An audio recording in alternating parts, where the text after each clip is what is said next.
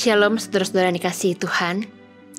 Hidup manusia tidak akan pernah benar-benar mampu untuk melihat seluruh rancangan Allah. Sebagai manusia, seringkali kita menjumpai kefrustrasian dan kekecewaan ketika seringkali hidup itu berjalan tidak sesuai dengan apa yang kita harapkan atau kita inginkan. Akan tapi Allah yang Maha Tahu dan merancangkan segala sesuatu, Ia mau agar kita hidup percaya bahwa Allah menjadikan segala sesuatunya indah pada waktunya. Salam jumpa dalam program Tuhan Adalah Gembalaku. Saudara pasti pernah pergi ke sebuah tempat yang belum pernah dikunjungi sebelumnya. Biasanya ketika kita mencapai atau hendak pergi ke tempat itu, kita menggunakan sebuah aplikasi di telepon genggam kita yang dinamakan dengan Global Positioning System atau GPS. Saya yakin kita semua punya pengalaman masing-masing terhadap menggunakan aplikasi itu di handphone kita. Terkadang, GPS itu mengarahkan kita untuk jalan lurus. Tapi misalkan ketika kita lihat ternyata jalan lurus ini macet banget. Jadi kita mungkin cari ke jalan tikus lainnya, berharap-harap semoga nanti bisa keluar lagi di jalan yang sama. Tapi ternyata kemudian kita tersesat. Atau mungkin kadang juga ada cerita di mana kita nyasar atau salah jalan. Kemudian GPS lah yang membantu kita untuk mengarahkan kita kembali ke jalan yang benar sehingga kita bisa mencapai tujuan kita dengan selamat. Saudara, demikianlah kehidupan kita sebagai orang percaya. Hidup kita ini adalah sebagaikan sebuah perjalanan yang kita tuh tidak bisa melihat jalan ke depan seperti apa. Kita hanya bisa lihat jalan-jalan yang sudah kita lalui maupun yang jalan sedang saat ini kita berdiri, tapi kita tidak bisa lihat jalan di depan seperti apa. Tapi saudara-saudara, Allah kita adalah Allah yang berdaulat untuk mengatur seluruh perjalanan dalam kehidupan kita. Hanya pilihannya itu berada di tangan kita. Apakah kita mau menyerahkannya kepada Allah atau tidak? Saudara, mari kita membuka Alkitab kita yang terambil dari Pengkhotbah 3 ayat 9 sampai 15. Saya akan membacakannya untuk kita semua. Apa keuntungan yang diperoleh pekerja dari jerih payahnya? Aku telah melihat kesibukan yang diberikan Allah kepada anak-anak manusia untuk menyibukkan dirinya. Ia membuat segala sesuatu indah pada waktunya. Bahkan ia memberikan kekekalan dalam hati mereka. Tetapi manusia tidak dapat menyelami pekerjaan yang dilakukan Allah dari awal sampai akhir. Aku tahu bahwa tak ada yang lebih baik untuk mereka daripada bersukaria dan menikmati kesenangan dalam hidup mereka.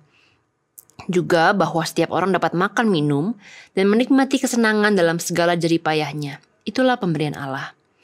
Aku tahu bahwa segala sesuatu yang dilakukan Allah akan tetap ada selamanya, tak dapat ditambah atau dikurangi. Allah berbuat demikian supaya manusia takut akan Dia. Apa yang sekarang ada dulu sudah ada, dan apa yang akan ada sudah lama ada, dan Allah mencari yang sudah lalu. Saudara, kembali lagi pengkhotbah itu mengajak kita untuk merenungkan satu pertanyaan penting yang terus-menerus digaungkan sejak pertama kali kita membaca kitab Pengkhotbah dari pasal yang pertama. Apa yang jadi tujuan hidup kita di dunia ini?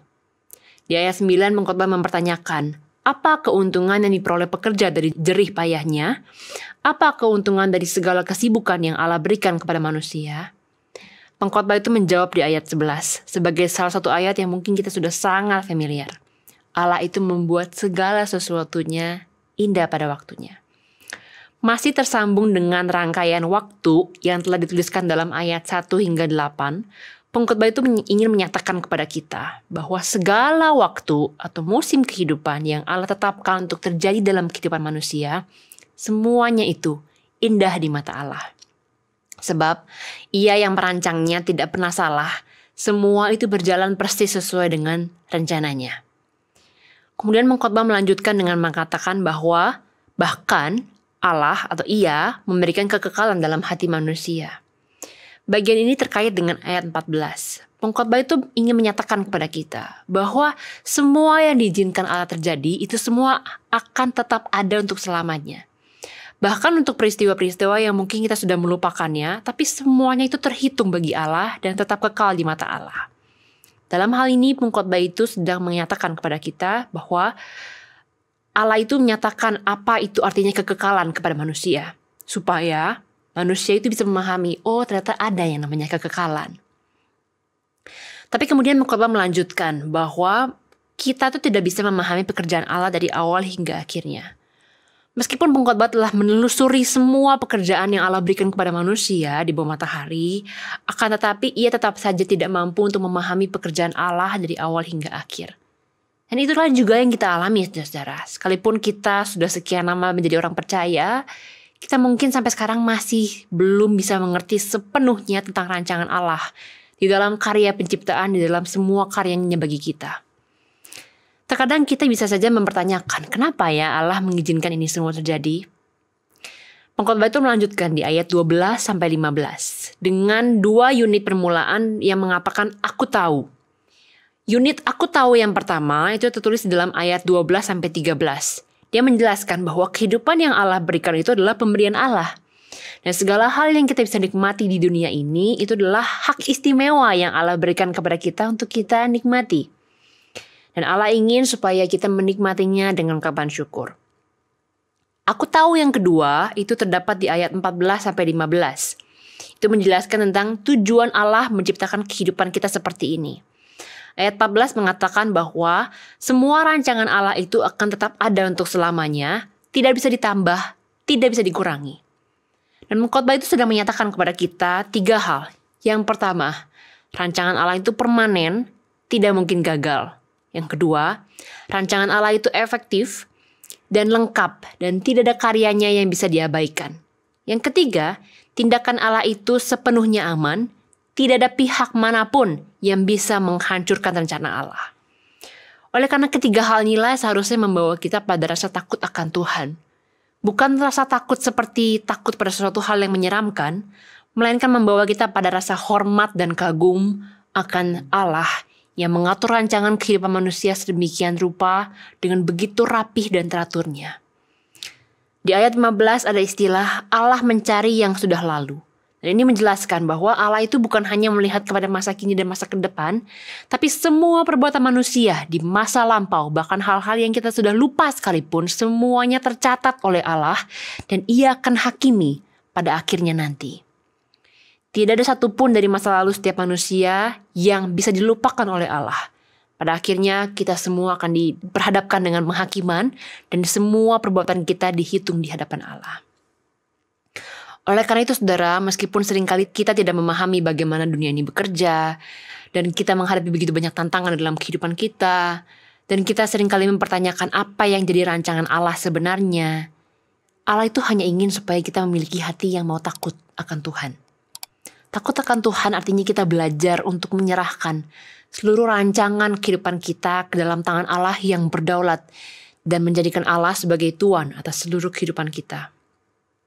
Saudara, biarlah melalui perenungan kita hari ini, kita kembali diingatkan bahwa segala sesuatu yang kita lakukan di dalam kehidupan kita itu haruslah di dalam takut akan Tuhan. Semua pilihan yang kita bisa ambil hari ini, jalanilah di dalam nama Tuhan. Dan semua hal yang kita khawatirkan tentang masa depan kita, serahkanlah kepada Tuhan. Karena hanya Dialah yang menjamin seluruh musim yang Tuhan izinkan terjadi dalam kehidupan kita, itu adalah indah pada waktunya. Mari saudara kita berdoa. Tuhan, kami mengucap syukur untuk firman yang sekali lagi dinyatakan kepada kami. Kami menyadari bahwa seringkali kami tidak bisa memahami kehidupan ini. Namun semuanya itu sudah diatur oleh Tuhan di dalam rancangan yang sempurna. Dan Tuhan menjamin bahwa semuanya itu indah pada waktunya. Meskipun kami tidak bisa memahami, meskipun kami tidak bisa mengerti di mana baiknya, di mana indahnya, tapi tolong kami Tuhan, supaya kami boleh senantiasa memiliki hidup yang takut akan Tuhan, selalu kagum akan perbuatan-Mu, dan selalu mempercayai bahwa Engkau menjadikan segala sesuatunya indah pada waktunya. Biarlah dalam hari ini, apapun itu yang kami kerjakannya di dalam nama Tuhan. Kami mengerjakannya di dalam takut akan Tuhan. Dan kami boleh mengalami sukacita yang kekal daripada Tuhan. Terima kasih Tuhan, inilah saluran doa kami. Kami menyerahkan hidup kami ke dalam tangan-Mu.